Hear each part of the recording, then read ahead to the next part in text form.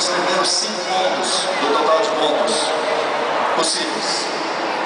Anunciaria agora a ordem, as 3 bandas melhores classificadas, não por ordem de classificação, e sim por ordem alfabética, porque não nos interessa saber quem foi o primeiro, o segundo e o terceiro lugar nessa primeira etapa, e sim quem vai ser o campeão das campeãs na segunda etapa.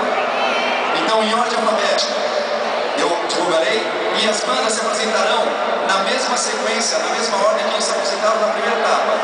Então, quem foi a primeira a se apresentar, continua sendo a primeira, a segunda e a terceira, assim por diante.